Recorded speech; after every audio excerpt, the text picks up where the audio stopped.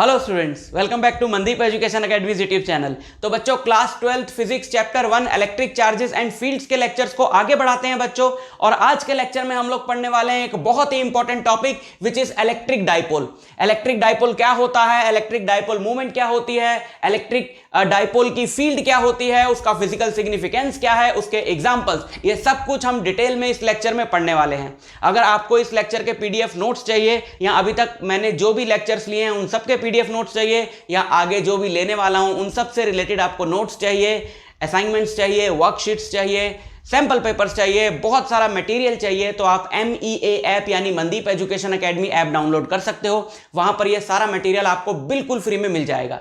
साथ ही अगर आप मेरी लाइव क्लासेस अटेंड करना चाहते हो तो उसी ऐप पे आपको मेरा एक कोर्स मिलेगा सिर्फ 1299 पूरे कोर्स के लिए। 12th के पूरे कोर्स के लिए आपको 1299 पे करना होगा और उसमें आपको लाइव क्लासेस मिलेंगी, लाइव क्लासेस की रिकॉर्डिंग्स मिलेंगी। अगर आपकी लाइव क्लास मिस हो जाती है तो आप रिकॉर्डिंग देख सकते हैं, बढ़िया बढ़िया नोट्स मिलेंगे और असाइनमेंट्स मिलेंगे, वर्कशीट्स मिलेंगी। और उस कोर्स के अंदर हम लोग पास्ट 10 ईयर पेपर्स के सारे क्वेश्चंस डिस्कस करेंगे और एनसीईआरटी के सारे क्वेश्चंस डिस्कस करेंगे और भी बहुत सारे इंपॉर्टेंट क्वेश्चंस हम डिस्कस करेंगे। तो अगर आपको क्लास 11th के बेसिक्स में प्रॉब्लम है तो बिल्कुल स्टार्टिंग से एक एक चीज मैं वहां पर पढ़ाता हूं कि अगर कहीं पर वेक्टर यूज हो रहा है तो वेक्टर सिखा दिया, अगर कहीं पर इंटीग्रेशन यूज हो रही है तो इंटीग्रेशन सिखा दी। तो बहुत यूजफुल कोर्स है, आप एक बार ट्राई कर सकते हो और अगर नहीं करना चाहते हो तो फ्री में भी आपके लिए ऐप के ऊपर बहुत कुछ है। तो स्टार्ट करते हैं बच्चों। इलेक्ट्रिक डाइपोल है क्या?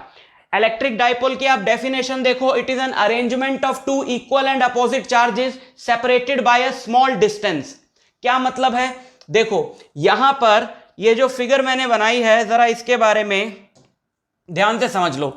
ये एक चार्ज है, मान लो यहां पर ये चार्ज है +Q और यहां पर एक और चार्ज है सेम मैग्नीट्यूड का बट अपोजिट साइन का। जैसे अगर ये 2 कूलम है तो वो -2 कूलम है। इस तरह के दो चार्जेस बहुत पास पास रखे हो। ये तो मैंने बड़ा बनाया ताकि आपको दिखाई दे। एक्चुअली में इस तरह के दो चार्जेस बहुत पास पास रखे हो तो उस अरेंजमेंट को हम लोग क्या बोलते हैं? Electric dipole. समझ में आ गई बात? So it is an arrangement of two equal and opposite charges separated by a very small distance. ये डाइपोल्स हमको मिलते कहां हैं? केमिस्ट्री में इनका काफी सिग्निफिकेंस है बिकॉज डाइपोल्स होते हैं मॉलिक्यूल्स के अंदर। For example NaCl is an electric dipole क्योंकि उसमें देखो आप Na पॉजिटिव Cl नेगेटिव है ना। तो two equal and opposite charges separated by a very small distance and that distance is the bond length of Na and Cl। सो अभी इसकी बात हम करेंगे फिजिकल सिग्निफिकेंस में। तो क्या करते हैं हम, एक चार्ज को +Q ले लिया, एक चार्ज को -Q ले लिया और इनके बीच का जो डिस्टेंस है यानी कि ये डिस्टेंस, इसको हम कुछ भी ले सकते थे, A B C R X, हम इसको 2a लेते हैं।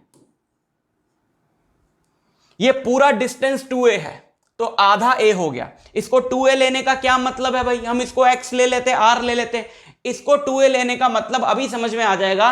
इलेक्ट्रिक डाइपोल से रिलेटेड हम लोग कुछ डेरिवेशंस करने जा रहे हैं आगे जिसमें हमें आधी लेंथ की जरूरत पड़ती है। तो अगर मैं आधी को ही पूरी को a ले लेता तो आधी मुझे a/2 लेनी पड़ती, उससे भी डेरिवेशन हो जाता बट ये थोड़ा इजी रहता है। अगर पूरे को 2a ले लिया तो आधी a हो जाती है और उससे इजीली हम लोग सॉल्व कर सकते।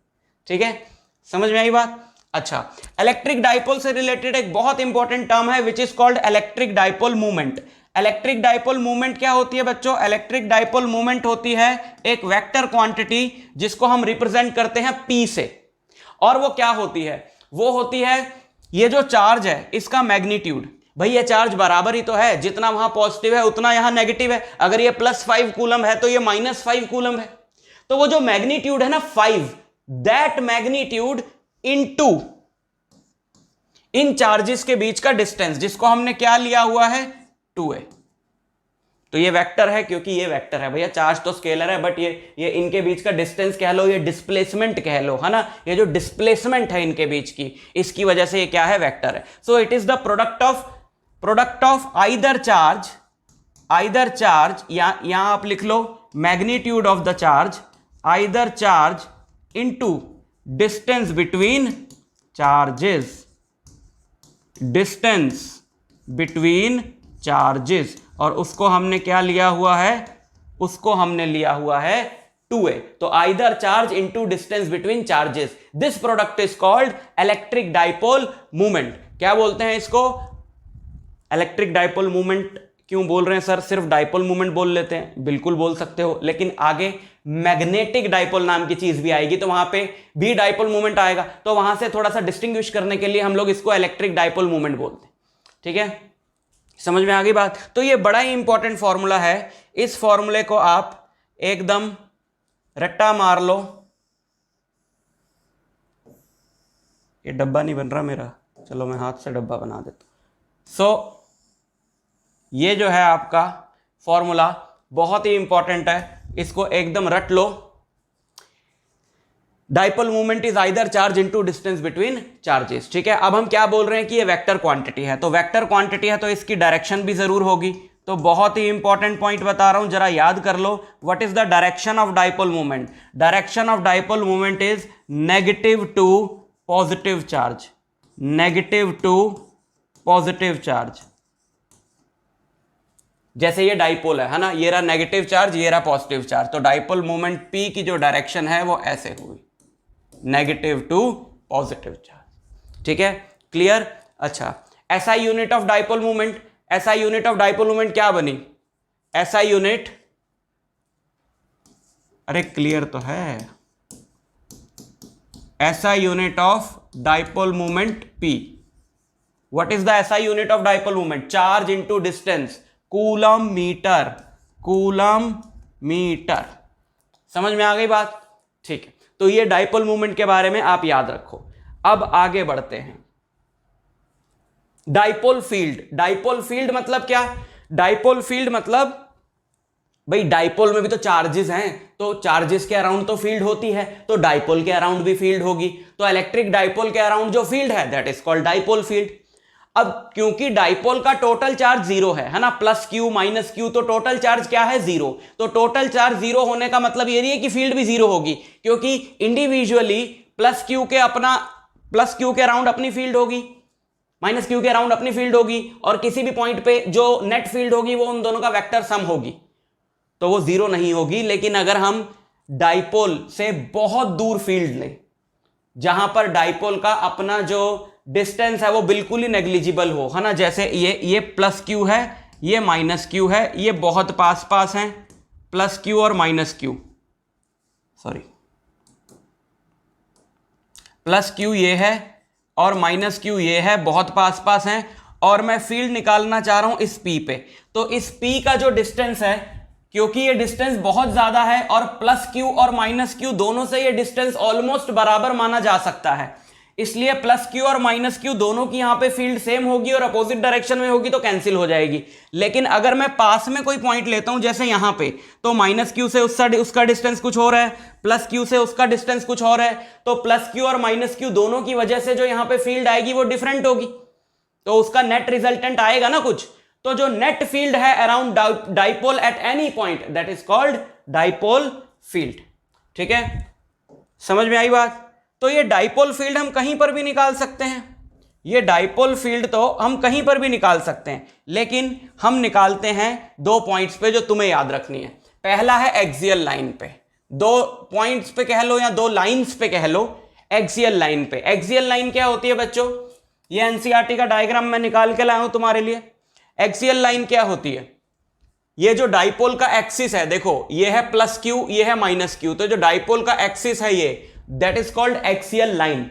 इस एक्सियल लाइन के सेंटर से, इस एक्सियल लाइन के सेंटर से, ये रहा इस एक्सियल लाइन का सेंटर, आर डिस्टेंस पे इस लाइन पर एक पॉइंट है पी, उस पॉइंट पी पे हम फील्ड निकालना चाह रहे हैं। मतलब कोई भी जनरल पॉइंट है एक्सियल लाइन पे, उस पॉइंट पे हम फील्ड निकालना चाह रहे हैं। ठीक है, अब देखो, अगर ये पॉइंट सेंटर से आर डिस्टेंस पर है और डाइपोल की टोटल लेंथ 2a है, तो ये जो आधा पार्ट है ये लेंथ कितनी हुई?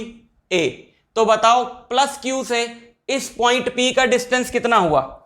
प्लस क्यू से इसका ये डिस्टेंस, ये a है, ये पूरा r है, तो r minus a, this distance plus Q से इसका जो डिस्टेंस है वो क्या है? r माइनस a, है ना। प्लस क्यू से इसका डिस्टेंस क्या है? r minus a। अच्छा माइनस क्यू से इसका डिस्टेंस क्या होगा, ये ए है आधा तो ये भी ए है, तो माइनस क्यू से इस पॉइंट का डिस्टेंस क्या है, आर प्लस ए, है ना। तो ये पूरा डिस्टेंस ये आर प्लस ए, ये यहां तक का डिस्टेंस, ठीक, समझ में आई बात। अच्छा प्लस क्यू के लिए इस पॉइंट P पे जो फील्ड होगी, अब आपको सिखाया था कि आपको किसी भी पॉइंट पे फील्ड निकालनी है तो आपको इमेजिन करना पड़ेगा कि वहां पॉजिटिव चार्ज होता तो किधर जाता। प्लस क्यू की वजह से P पे आप सोचो पॉजिटिव चार्ज होता तो किधर जाता, इधर जाता, क्योंकि ये प्लस क्यू इसको रिपेल करता। तो प्लस क्यू की वजह से, ये क्यू लग रहा है ना, इसको हम पूरा प्लस क्यू बना लेते हैं, वैसे क्यू है तो मतलब प्लस क्यू ही होगा इसका, लेकिन हम प्लस का साइन भी यहां पे लगा देते हैं। तो प्लस क्यू की वजह से यहां पे फील्ड इधर होगी, माइनस क्यू की वजह से यहां पे फील्ड इधर होगी, क्योंकि माइनस क्यू क्या करेगा, यहां पे रखे इमेजिनरी पॉजिटिव टेस्ट चार्ज को अट्रैक्ट करेगा। जिन बच्चों को नहीं पता उनको मैं फिर बता देता हूं, जब भी हम किसी पॉइंट पे फील्ड निकालते हैं, इलेक्ट्रिक फील्ड की डायरेक्शन निकालते हैं, तो हम ये इमेजिन करते हैं कि अगर उस पॉइंट पे पॉजिटिव चार्ज होता तो किधर जाता। अगर इस पॉइंट पे पॉजिटिव चार्ज होता तो प्लस क्यू की वजह से इधर जाता, इसलिए प्लस क्यू के लिए इलेक्ट्रिक फील्ड की डायरेक्शन इधर है, और वो इलेक्ट्रिक फील्ड का मैग्नीट्यूड क्या होगा, E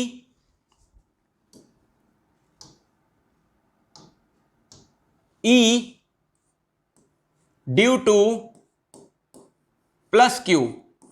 E due to plus Q क्या होता है, एक क्यू चार्ज से R डिस्टेंस पर एक पॉइंट है P, तो उस पॉइंट P पे इलेक्ट्रिक फील्ड क्या होती है, 1/4 pi epsilon naught Q by R square, है ना। तो हम इस प्लस Q की वजह से यहां फील्ड निकालना चाह रहे हैं, तो वो क्या होगी, 1/4 पाई एप्सिलॉन नॉट, जिसको शॉर्ट में मैं K लिख लेता हूं, Q source charge plus Q bye distance का स्क्वायर। तो यहां से इस पॉइंट का डिस्टेंस कितना है, R minus A, so R minus A का होल स्क्वायर।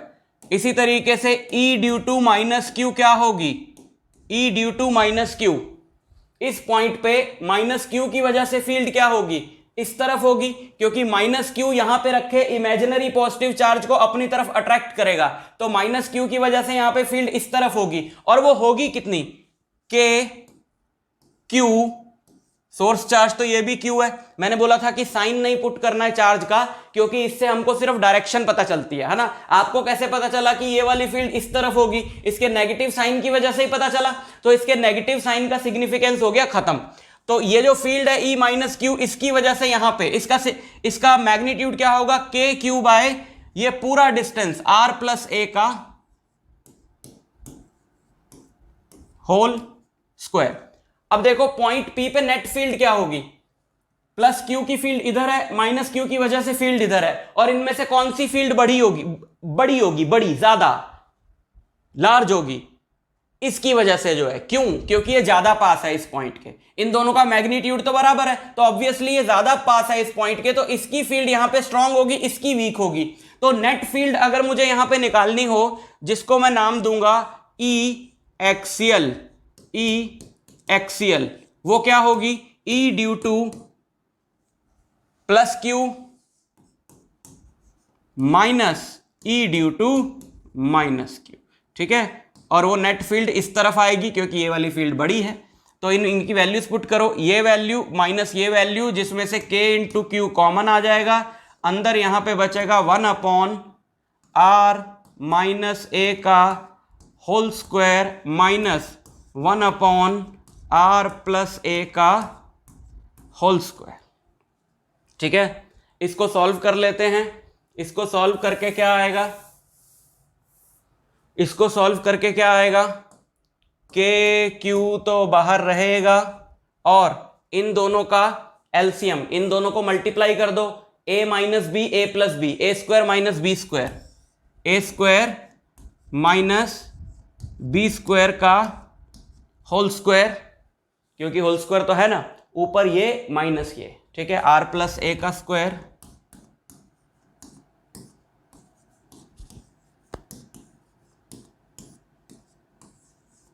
ये खोल दो, इसको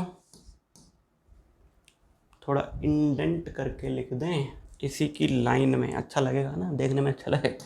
के क्यू खोल दो, A square plus B square plus 2ab minus, इसे भी खोल दो ब्रैकेट के साथ, A square plus B square minus 2ab, denominator में क्या रहेगा, R square minus A square का होल स्क्वायर। ठीक है, अब देखो जब ये ब्रैकेट खुलेगी,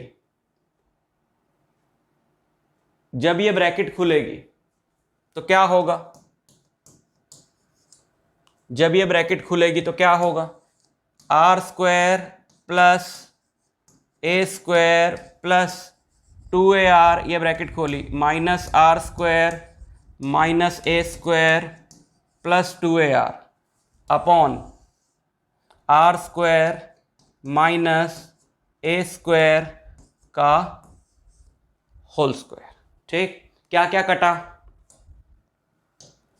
आर स्क्वायर से आर स्क्वायर कटा, ए स्क्वायर से ए स्क्वायर कटा, क्या बचा, इक्वल टू के क्यू, क्या बचा अंदर, 4ar 2ar plus 2ar 4ar upon नीचे क्या रहा, R square minus A square का होल स्क्वायर। ठीक, समझ में आई बात। तो ये हमारा फाइनल रिजल्ट है, पर इस रिजल्ट को हम लिख लेते हैं एक इस फॉर्म में कि के क्यू इंटू 4ar को हम क्या लिख सकते हैं, इस q को भी हम अंदर ले जाएं तो जरा देखो, 2aq इंटू 2r, यही बनेगा ना, ये पूरा यही है, देखो 4arq, तो 2 इंटू 2 4arq, तो ये पूरा 4arq ही बनेगा, divided by R square minus A square का whole square equal to 2aq था, अभी क्या बताया, 2aq डाइपोल मूवमेंट, तो 2pr upon R square minus A square का होल स्क्वायर। और ये है फॉर्मूला आपका कि एक एक्सियल लाइन पे सेंटर से आर डिस्टेंस पे डाइपोल मोमेंट कितनी होगी, इतनी होगी। ठीक है, समझ में आई बात। अच्छा, एक यहां पे स्पेशल केस रहता है, for short dipole, for short dipole, short dipole हम किसको बोलते हैं, शॉर्ट डाइपोल हम बोलते हैं जब A much less than R हो, यानी जो चार्जेस के बीच का डिस्टेंस है ए या 2a जो भी बोलो, वो बहुत छोटा है, लेकिन जो आर है यानी जितने डिस्टेंस पर हमने पॉइंट लिया है वो पॉइंट बहुत दूर है, तो इसमें हम इसको इग्नोर कर देंगे ए स्क्वायर को, तो फील्ड एक्सियल लाइन के किसी पॉइंट पे जो सेंटर से आर डिस्टेंस पर है क्या आएगी, ए को उड़ा दिया, 2 इंटू 2, देखो ए को 0 पुट कर दिया तो आर स्क्वायर का होल स्क्वायर, आर की पावर 4, एक आर कटेगा, so 2p by R cube, 2p by R cube. ठीक, बहुत इंपॉर्टेंट डेरिवेशन है, डेरिवेशन तो है ही इंपॉर्टेंट, न्यूमेरिकल्स भी आते हैं इस फॉर्मूले पे, तो इसको आप अच्छे से याद रखो। ठीक है, फिर है electric field on equatorial line, दो लाइंस पे याद रखनी है, मैंने बोला था, तो पहली थी एक्सियल लाइन और दूसरी वाली हमारी क्या है, इक्वेटोरियल लाइन। इक्वेटोरियल लाइन क्या होता है बच्चों, इक्वेटोरियल लाइन होता है डाइपोल का परपेंडिकुलर बाइसेक्टर। ये देखो, ये डाइपोल है, ये प्लस नहीं लगाते हैं एनसीईआरटी वाले क्यू के साथ, ये डाइपोल है और ये है इसका परपेंडिकुलर बाइसेक्टर, ये ब्लू वाली लाइन आप देख रहे हो, ये है इसका परपेंडिकुलर बाइसेक्टर। परपेंडिकुलर बाइसेक्टर पे एक पॉइंट है सेंटर से आर डिस्टेंस पर, ये रहा P। ठीक है, ये पॉइंट है, यहां पे हमने निकालनी है इलेक्ट्रिक फील्ड। ठीक, तो ये डब्बा सा क्या बना है मैं आपको बता देता हूं, ये है इक्वेटोरियल प्लेन। आप इमेजिन करो कि जैसे ये है एक डाइपोल, कितना गंदा कलर, ये है ये है एक डाइपोल और इसके सेंटर से ऐसा प्लेन, ऐसा इसके सेंटर से ऐसा प्लेन इसको कट करता हुआ इसके परपेंडिकुलर, ये ऐसा ऐसा, ठीक है, इसको बोलते हैं इक्वेटोरियल प्लेन। तो ऑब्वियसली ये जो इक्वेटोरियल लाइन है ये इक्वेटोरियल प्लेन में ही तो लाई करेगी, है ना। सो मत जाना क्लास। यहां पे हमें निकालनी है फील्ड। अब वही अपना वेक्टर वाला फंडा लगाएंगे। एक्चुअली में ये डेरिवेशंस नहीं है, ये क्वेश्चंस हैं। इससे पहले मैंने आपको ये कराया, मतलब है तो डेरिवेशंस ही, लेकिन अगर आपको क्वेश्चंस करने आते हो इलेक्ट्रिक फील्ड पे, जो लास्ट क्लास में मैंने कराए थे कि भाई अलग अलग हर पॉइंट चार्ज के लिए वहां इलेक्ट्रिक फील्ड निकाल लो, फिर उनका वेक्टर सम निकाल लो। तो वही तो, ऐसे ही तो ये क्वेश्चन है, इसमें वैल्यू पुट कर देंगे, 2 कूलम है, ये -2 कूलम है, ये 4 सेंटीमीटर है, तो फील्ड निकालो, तो अपने आप निकालोगे आप उसी फंडे से। तो वही फंडा तो हमने यहां पे लगाना है। तो देखो सबसे पहले फील्ड निकालेंगे P पे, इसकी वजह से वो किधर होगी, वो इधर होगी, क्योंकि ये पॉजिटिव है तो ये यहां रखे इमेजिनरी पॉजिटिव चार्ज को रिपेल करेगा। फिर निकालेंगे इसकी वजह से, वो यहां पे इधर आएगी, क्योंकि ये नेगेटिव है तो ये यहां रखे इमेजिनरी पॉजिटिव चार्ज को अपनी तरफ अट्रैक्ट करेगा। फिर हम इन दोनों का रिजल्टेंट निकालेंगे, या तो इनका रिजल्टेंट निकाल लो, इनके बीच में एंगल कितना होगा, यहां पे ये जो एंगल है ये एंगल इन्होंने थीटा लिया है, तो ऑब्वियसली ये वाला एंगल भी थीटा होगा, क्योंकि ये डिस्टेंस बराबर है ना भाई। परपेंडिकुलर बाइसेक्टर पे जो पॉइंट लाई करेगा वो इधर से और इधर से बराबर डिस्टेंस पर होगा। तो ये और ये डिस्टेंस बराबर है, यानी ये आइसोसेलेस ट्राइंगल है, तो ये एंगल्स भी बराबर होंगे। और थीटा कॉरेस्पॉन्डिंग एंगल थीटा, और ऐसे जेड बन रहा है ऑल्टरनेट इंटीरियर एंगल्स थीटा। ये वाली जो लाइन है यहां पे इसके पैरेलल खींच दी है, इसके पैरेलल यहां लाइन खींच दी है, तो ये एंगल दोनों क्या होंगे, थीटा। तो आप थीटा प्लस थीटा 2 थीटा करके और उसकी वैल्यू निकाल के cos 2 थीटा, आप इनका रिजल्टेंट निकाल रहे हो ना, तो आप क्या निकालोगे, under root this square plus 2 this into cos, इनके बीच का एंगल 2 थीटा। बट इसका एक सिंपल तरीका भी है कि हम क्या करें, इनके कंपोनेंट्स ले लें। देखो यहां पे मैं अलग से आपको बना के दिखाता हूं। जैसे ये है E प्लस क्यू, है ना, E प्लस क्यू, और ये है E माइनस क्यू।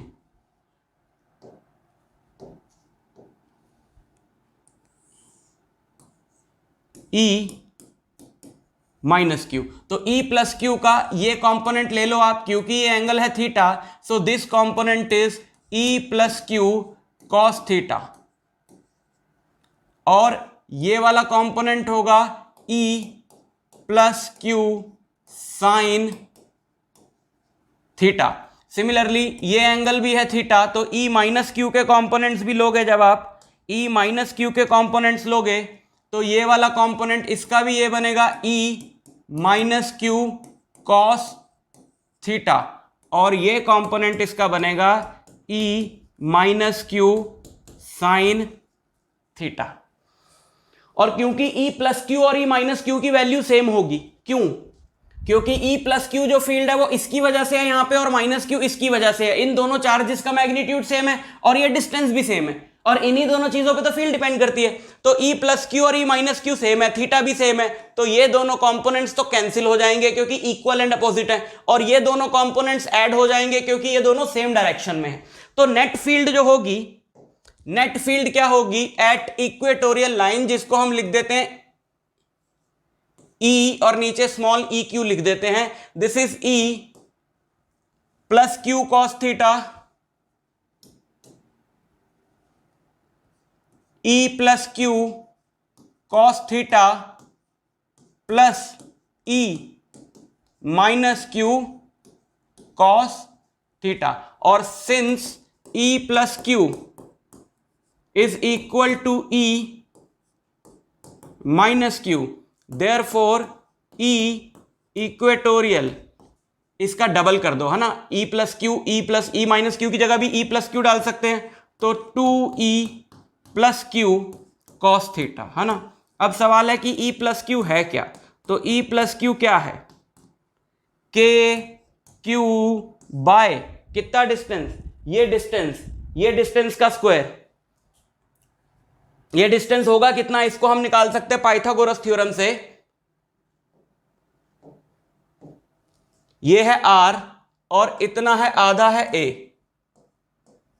है ना, ये r है और ये है a, तो ये क्या होगा पाइथागोरस थ्योरम से, अंडर रूट, ये राइट एंगल ट्राइंगल बन रहा है तो ये a है ये r है, तो under root A square plus R square, under root A square plus R square और उसका square,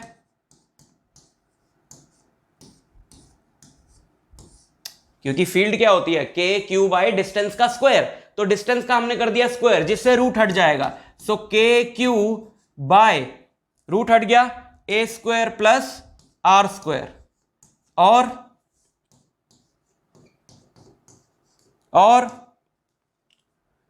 2 E Q cos theta, 2 ये रहा E Q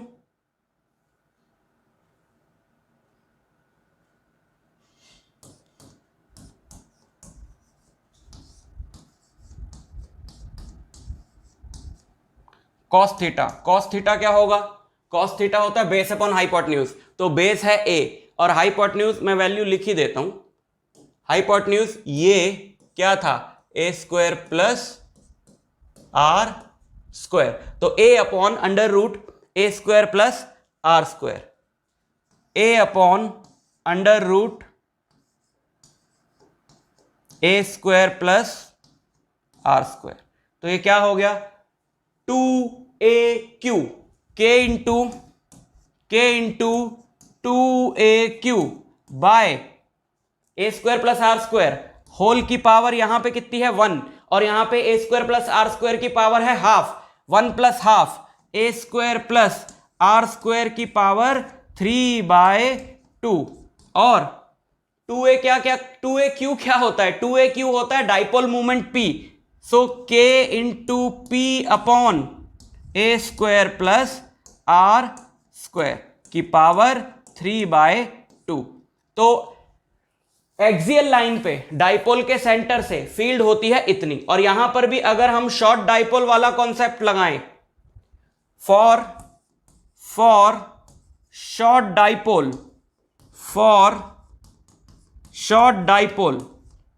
A is much less than R, तो यहां पे A को इग्नोर किया तो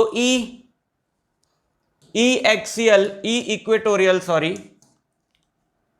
KP अपॉन A को इग्नोर करा R स्क्वायर होल की पावर 3/2, 2 से 2 कटा, KP by R cube, KP by R cube. और याद करो ई एक्सियल कितना था शॉर्ट डाइपोल के लिए, जनरल इक्वेशन नहीं, शॉर्ट डाइपोल के लिए वो था 2KP बाय आर क्यूब, है ना। तो for short dipole, only for short dipole हम ये बोल सकते हैं KP बाय आर क्यूब क्या है, KP बाय आर क्यूब तो ई इक्वेटोरियल है, तो for short dipole E axial is twice E equatorial, मतलब उतने ही डिस्टेंस पर शॉर्ट डाइपोल के लिए एक्सियल लाइन पे फील्ड डबल होती है as compare to equatorial line. ठीक है, एक चीज और समझ लें, यहां पे पूछा जाता है क्योंकि नेट इलेक्ट्रिक फील्ड और डाइपोल मूवमेंट के बीच का एंगल, तो इक्वेटोरियल लाइन पे आप देखो नेट इलेक्ट्रिक फील्ड आई है इधर और डाइपोल मूवमेंट होती है नेगेटिव टू पॉजिटिव, और देखो वो है इधर, तो इक्वेटोरियल लाइन पे किसी भी पॉइंट पे नेट इलेक्ट्रिक फील्ड और डाइपोल मोमेंट के बीच का एंगल है 180 डिग्री, और एक्सियल लाइन पे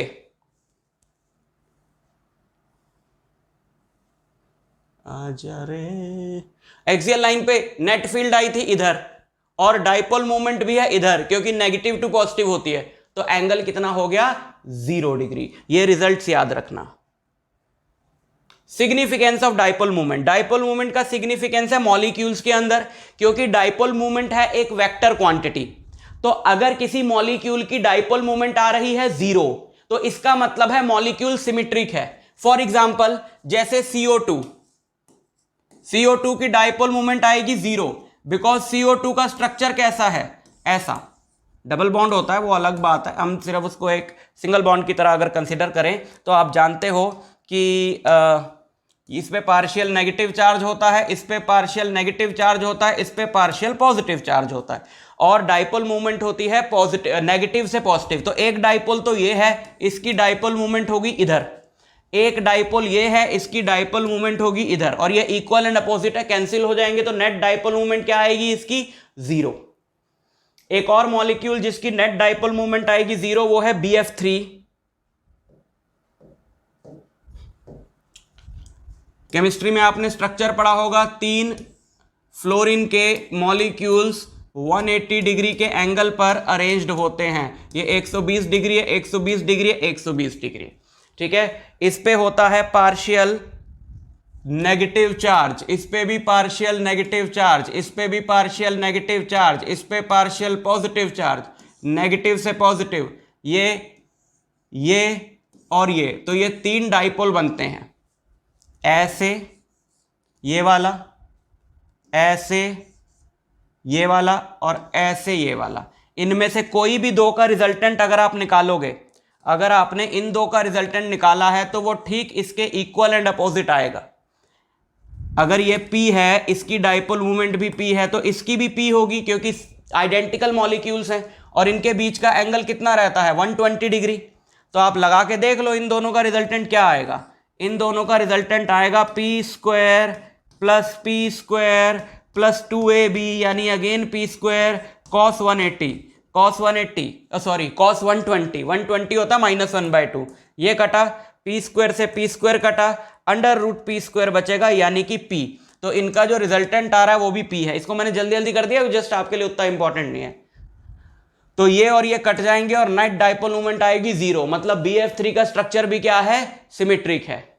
और जैसे वाटर है, वाटर की डाइपोल मूवमेंट 0 नहीं आएगी, जिससे पता चलता है वाटर का जो स्ट्रक्चर है H2O का, वो सिमेट्रिक नहीं है ना। एक O यहां रहता है और एक H यहां रहता है, एक H यहां रहता है, इस पे पार्शियल नेगेटिव चार्ज होता है, इस पे पार्शियल पॉजिटिव, इस पे partial positive, negative to positive. एक डाइपोल ये रहा, एक ये रहा, लेकिन इन दोनों का रिजल्टेंट इधर आएगा, कुछ नेट डाइपोल मूवमेंट कुछ आएगी।